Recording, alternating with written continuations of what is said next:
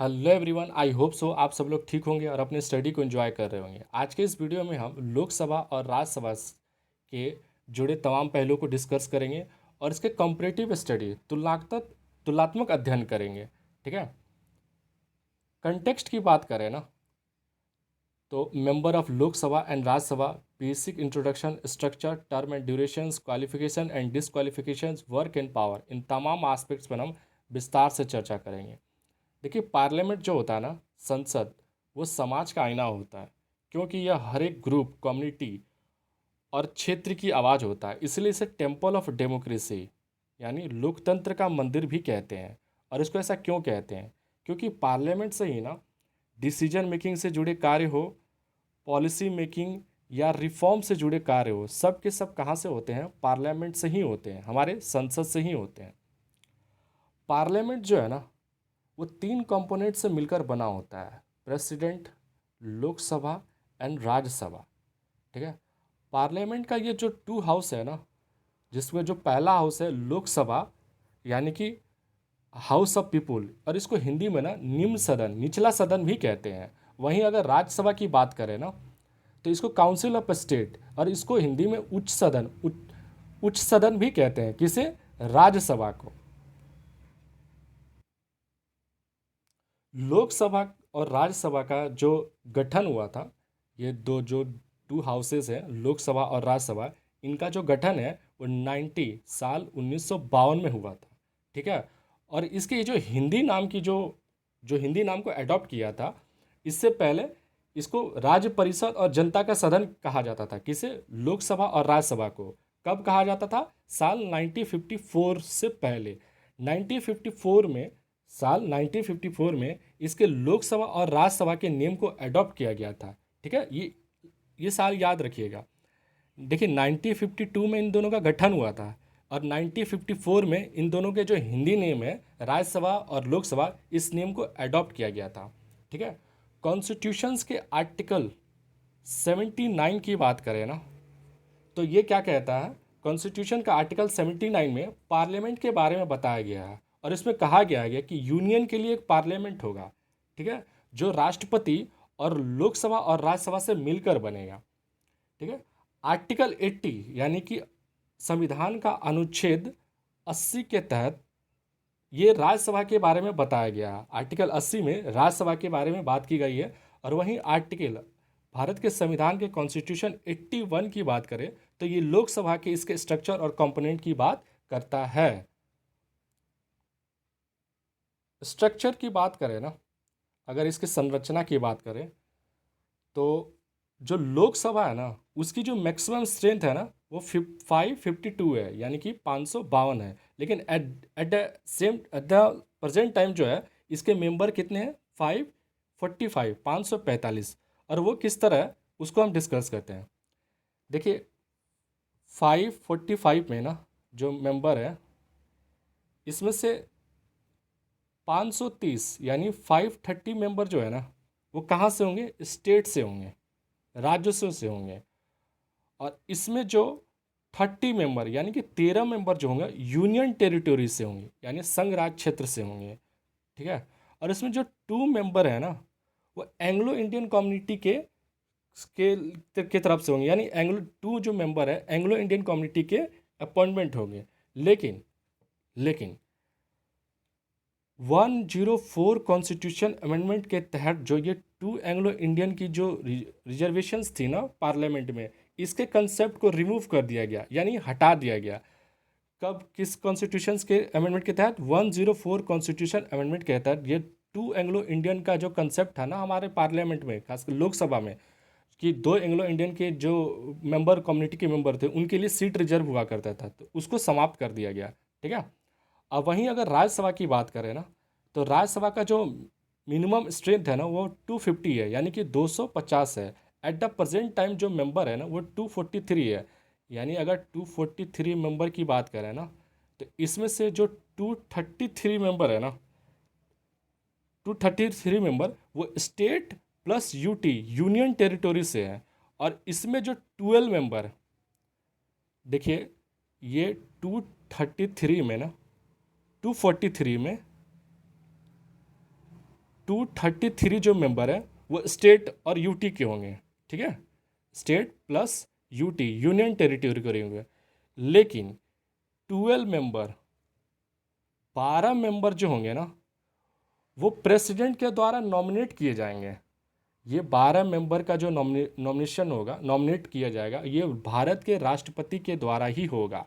ये 12 मेंबर का, 230 मेंबर तो स्टेट और यूटी से होंगे, लेकिन 12 मेंबर का जो नॉमिनेशन होगा, नॉमिनेट किए जाएंगे, वो 12 मेंबर होंगे और किसके द्वारा होंगे? भारत के राष्ट्रपति के द्वारा होंगे, ठीक है। और उनका जो इनमें जो नॉमिनेशन होगा ये 12 मेंबर का, उनका क्राइटेरिया क्या होगा?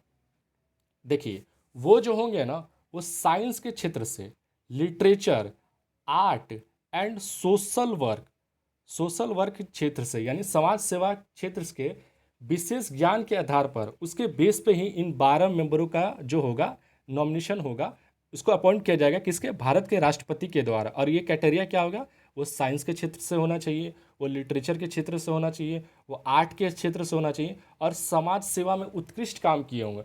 इन तीनों क्षेत्रों में वो कुछ ना कुछ विशेष काम किए होंगे और उनका विशेष ज्ञान होगा। उसी के आधार पर इन 12 मेंबरों का जो है वो नॉमिनेशन किया जाएगा। कहाँ पे? राज्यसभा।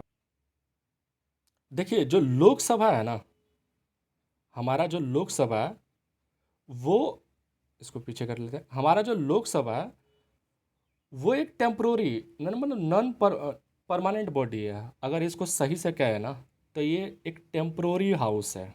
ऐसा क्यों है? क्यों? इसका जो कार्यकाल ड्यूरेशन होता है वो 5 ईयर्स के लिए होता है, ठीक है। और 5 साल के बाद जो होता है न्यू इलेक्शन कंडक्ट करवाए जाते हैं। न्यू इलेक्शन कंडक्ट करने के बाद एक नई सरकार अस्तित्व में आती है और वो नेक्स्ट 5 ईयर्स के लिए सरकार को चलाती है, ठीक है। इसीलिए इसका जो लोकसभा के मेंबर का जो कार्यकाल है, ड्यूरेशंस है, जो मेंबर ऑफ एमपीज लोकसभा होते हैं ना, उनका जो ड्यूरेशन है वो 5 ईयर्स के लिए होता है।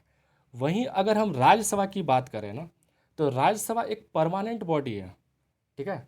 राज्यसभा एक परमानेंट बॉडी है जो कभी भी इसका जो मतलब ये बॉडी जो है ना वो कभी भी विघटन, पूर्ण रूप से विघटन नहीं होता है, एब्सोल्यूट रूप से डिसॉल्व नहीं होता है। यानी ऐसा कभी नहीं हुआ कि पूरा का पूरा जो हाउस है ना एक बार में डिसॉल्व हो जाए।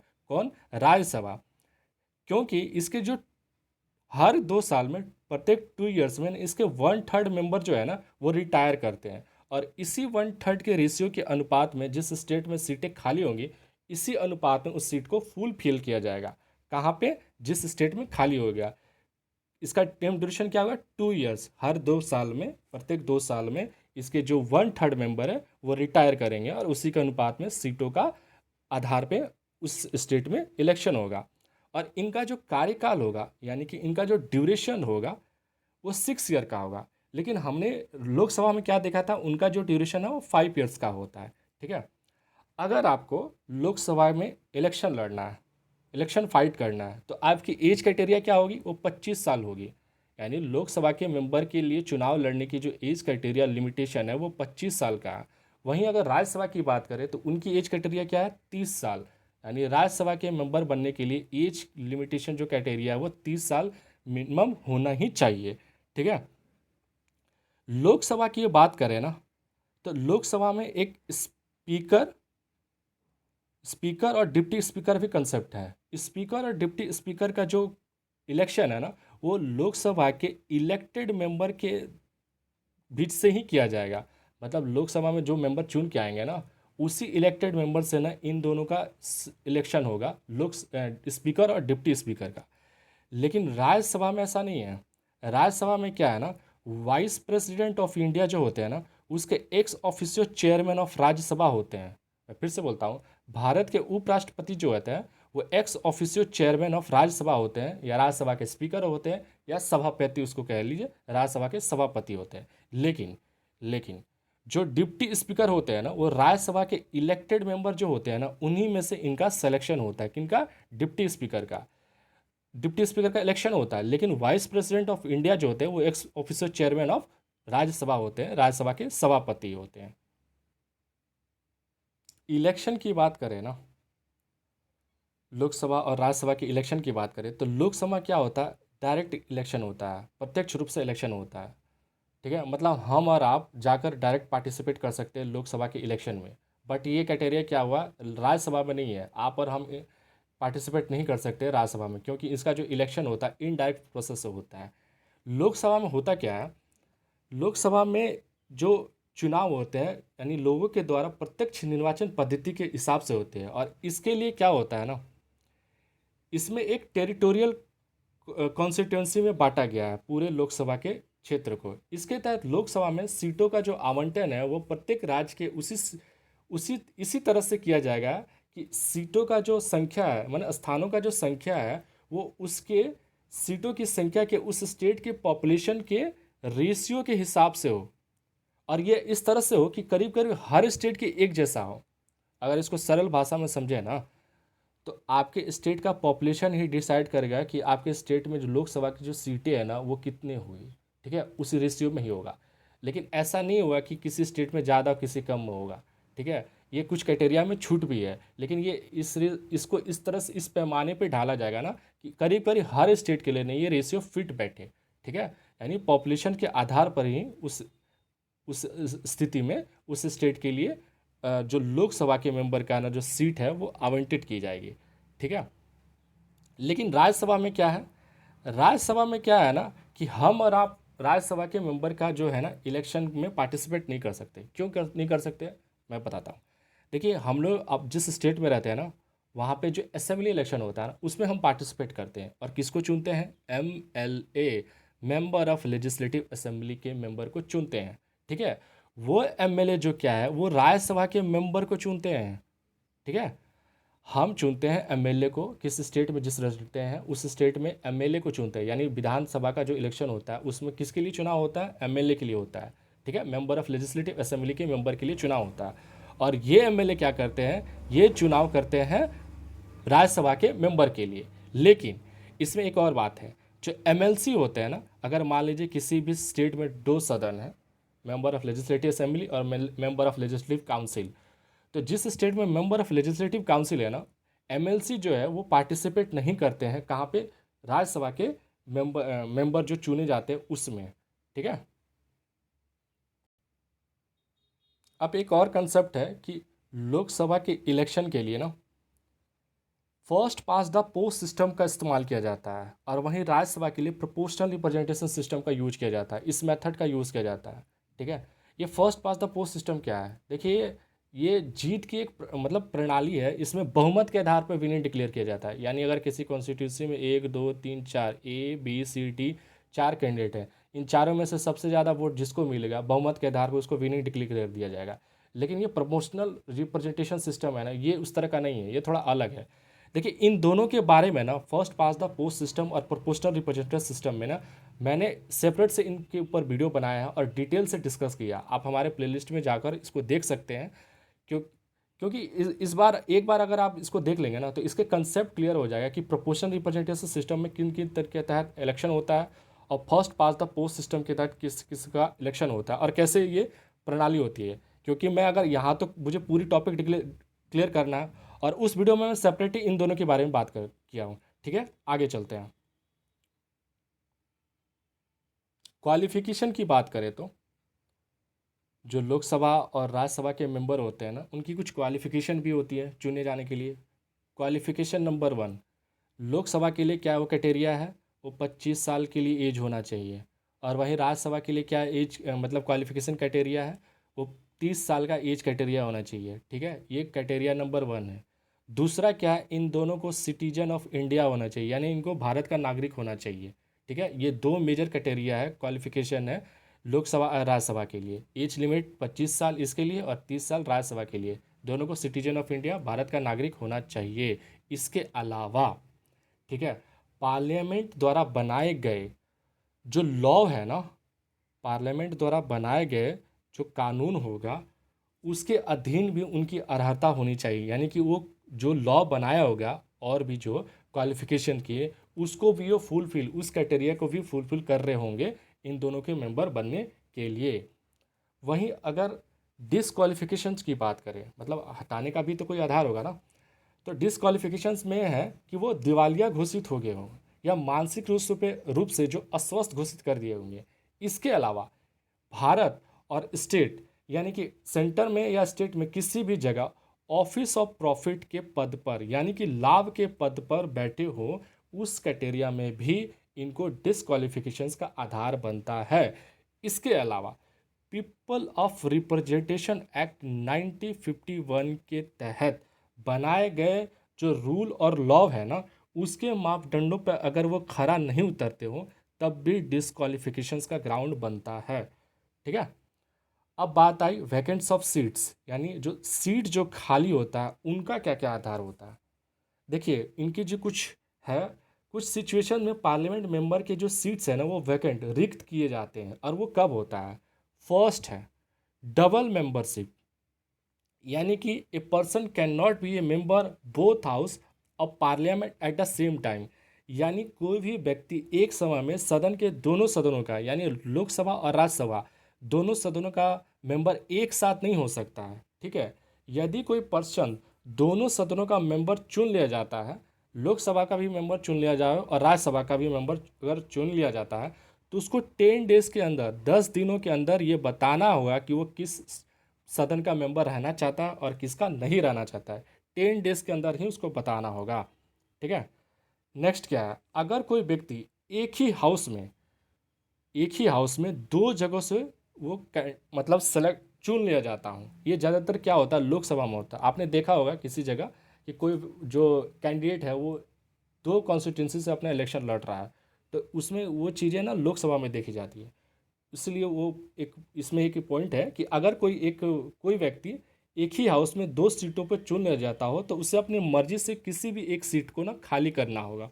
अगर वो ऐसा नहीं करता है, तो दोनों जगह की जो सीटें हैं ना वो वैकेंट घोषित कर दी जाएगी, क्योंकि एक पर्सन जो है दो दो जगह से मेंबर तो हो नहीं सकता ना, एक ही जगह का रिप्रेजेंटेटिव होगा ना। अगर सोच लीजिए अगर दोनों का रिप्रेजेंटेटिव होगा तो दोनों जगह के लोगों के साथ वो नाइंसाफ़ी करेगा। तो इसीलिए कॉन्स्टिट्यूशन में ऐसा प्रोविज़न है कि वो एक शख्स जो है ना एक ही जगह से एक ही कॉन्स्टिट्यूंसी से मेंबर बन सकता है, दो जगह से नहीं हो सकता। दोनों अगर दो जगह से चुन लिया जाता है तो उसे एक जगह से अपना जो मेंबरशिप है उसको छोड़ना ही पड़ेगा। ठीक है। नेक्स्ट क्या है, नेक्स्ट मतलब जो वैकेंट सीट का जो ग्राउंड है, अगर कोई पर्सन्स पार्लियामेंट का भी मेंबर हो और एट द सेम टाइम उसी समय जो है स्टेट असेंबली का भी मेंबर हो, ठीक है, उस ग्राउंड में क्या होगा, 40 डेज के अंदर यानी 14 दिनों के अंदर उसको स्टेट असेंबली के अपने पोस्ट को रिज़ाइन मारना होगा, छोड़ना होगा। नहीं तो ये जो पार्लियामेंट पे जो उसका सीट है ना, यानी पार्लियामेंट में जो मेंबर बन गया हो, तो उसके वो उस सीट को वैकेंट मान लिया जाएगा अगर वो स्टेट असेंबली के पोस्ट को नहीं छोड़ता है तो। देखिए इन सबों से ना डायरेक्ट क्वेश्चन बने हैं, आप प्रीवियस ईयर का क्वेश्चन उठाकर देख लो, स्टेट पीसीएस हो या सिविल सर्विसेज के प्रीलिम्स एग्जाम हो, उसमें डायरेक्ट ये क्वेश्चन दिए हुए हैं कि कितने दिनों के अंदर ये हो नहीं करे तो उसका सीट वैकेंट हो जाएगा। तो ये सब छोटे छोटे पॉइंट ना आप इसको नोट डाउन करते करो। आपको ये पीडीएफ जो है ना एट एज इट इसी फॉर्म में मिल जाएगा हमारे टेलीग्राम चैनल में कुछ टाइम के बाद।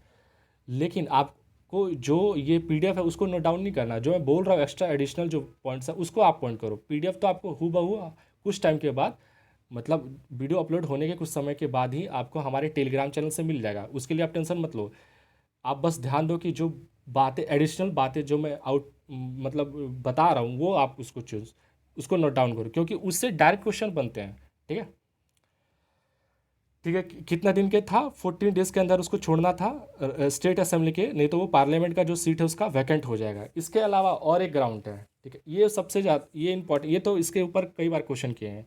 अगर कोई पर्सन 60 डेज के अंदर 60 दिनों के अंदर 60 दिनों तक कंटिन्यू अपसेंट रहता है, यानी पार्लियामेंट के किसी भी सेशन में पार्टिसिपेट नहीं करता है, बिना बताए 60 दिन तक अपसेंट रहता है, उस सिचुएशन में भी उसके जो सीट्स है ना वो वैकेंट कर दी जाएगी पार्लियामेंट का। ये देखिए ये क्वेश्चन बहुत बार पूछा गया, कितने दिन तक अपसेंट होने पे उसकी सीट वैकेंट हो जाएगी, 60 डेज के अंदर। उस 60 दिनों के अंदर अगर वो किसी भी सेशन में पार्टिसिपेट नहीं करता तो उसका जो पोस्ट है वो वैकेंट घोषित कर दिया जाएगा। ठीक है। अदर सिचुएशन में क्या होता है, कुछ अदर सिचुएशन है, कोई पर्सन अगर खुद से रिजाइन मार दे, अगर कोई व्यक्ति अपनी पोस्ट जिस पे हो उसको रिजाइन मार दे तो ऑटोमेटिकली वो सीट वैकेंट हो जाएगी। इसके अलावा वो पर्सन भारत का प्रेसिडेंट या वाइस प्रेसिडेंट ऑफ इंडिया चुन लिया जाता हो, इसके अलावा वो किसी स्टेट में गवर्नर अपॉइंट होता हो, तब भी उसकी सीट को वैकेंट माना जाएगा। ठीक है, ये सब सारे ग्राउंड हैं, इनको आप ठीक से और बारीकी से नोट डाउन करना है। ये जो जो सीट्स वैकेंट है ना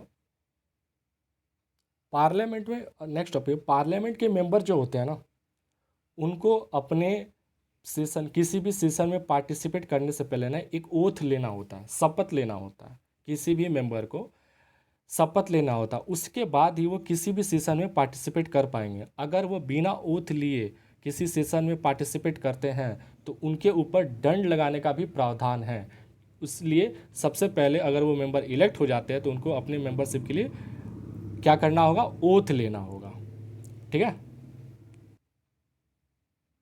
पावर की बात करें ना तो यह समझने वाली बात है कि what position of Rajya Sabha as compared with Lok Sabha, मतलब अगर लोकसभा और राज्यसभा के पावर की कंपेयर करेंगे तो उसमें क्या सिचुएशन है। इसको ना हम 3 एंगल से बांट कर देखेंगे ताकि इनको समझना आसानी होगा और एक क्लैरिटी आपको मिलेगी, स्पष्ट क्लैरिटी मिलेगी कि दोनों में सिमिलरिटी क्या है, स्पेशल क्या है और क्या अंतर है। ठीक है, तो देखते हैं हम इसका जो पहला एंगल है, फर्स्ट एंगल क्या है। फर्स्ट एंगल में ये बताया गया है कि राज्यसभा राज्यसभा की जो पावर है ना वो, इसकी जो राज्यसभा की पावर है वो लोकसभा के पावर एंड स्टेटस में इक्वल है। वो किस सिचुएशन में है उसको हम देखते हैं।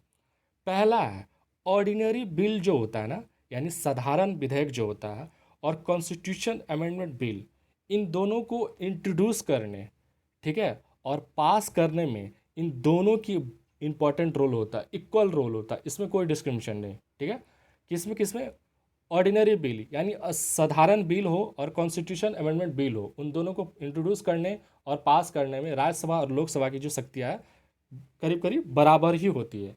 इसके अलावा इलेक्शन और impeachment of president and election and removal of vice president of India, इसके अलावा प्रेसिडेंट द्वारा अगर कोई ऑर्डिनेंस इशू की जाती है तो उसको भी अप्रूवल देने का काम जो है उसमें भी इन दोनों की शक्तियाँ जो है लोकसभा और राज्यसभा में करीब करीब बराबर होती है।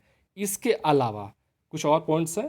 प्रेसिडेंट, राष्ट्रपति के द्वारा जो 3 तरह की जो इमरजेंसी लगाई जाती है ना, उन तीनों को अप्रूवल करने में भी ना इन दोनों की शक्तियाँ बराबर होती है, इंपॉर्टेंट रोल प्ले करते हैं। ठीक है, ground number second, second ground क्या है।